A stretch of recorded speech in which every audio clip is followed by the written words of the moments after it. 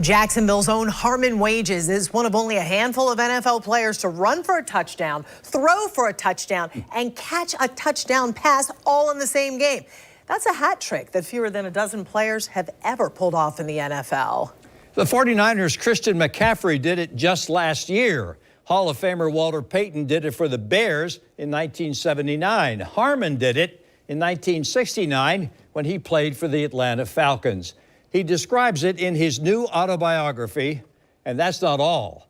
Harmon played his college ball at the University of Florida. He was on the Gators sideline when he overheard the dramatic conversations that set the stage for the most famous field goal in the history of the college game. This film is in the College Football Hall of Fame. October 29, 1966, with the score tied at 27, All-Star Gator quarterback Steve Spurrier became a kicker. He booted a field goal to beat Auburn.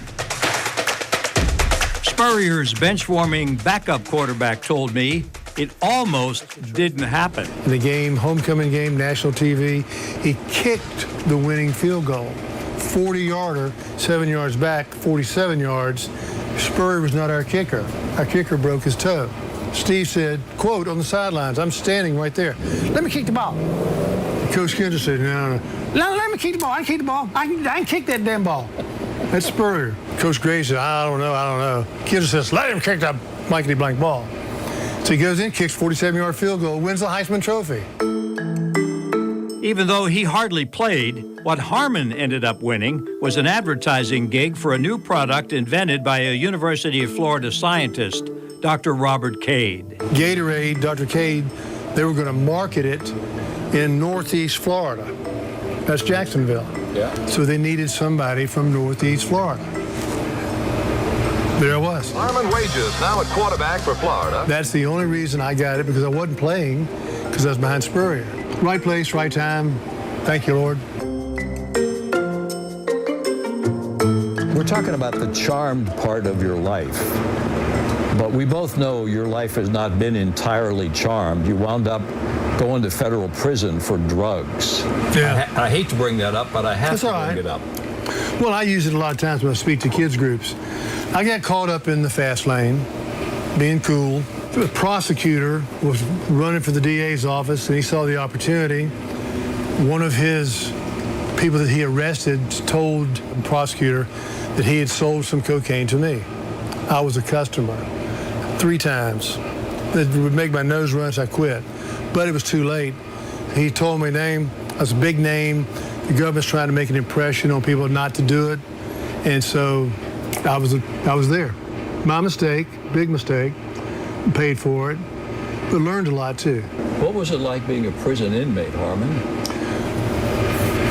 Well, it wasn't that bad.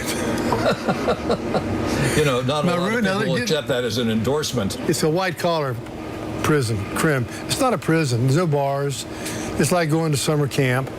You have rules, regulations, and your freedom's taken away. How about after you got out? How did people treat you?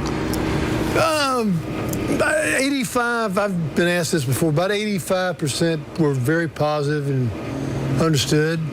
And then there was a few who felt like I had let them down, which I did. So it's something you have to deal with and learn from and never make the same mistake twice. As for advice he gives to young athletes, Harmon says the most important factor is your relationship with your coach or coaches. If it's a good relationship, you will enjoy success. The book is Harmon Wages, The Butcher's Boy. That refers to his dad, who was a Jacksonville butcher. Leon and Nell Wages adopted Harmon when he was a baby. Part of the proceeds from the sale of the book will go to the Dave Thomas Foundation for adoption. You can watch my entire interview with Harmon Wages right now. You will find it inside this story on news4jax.com.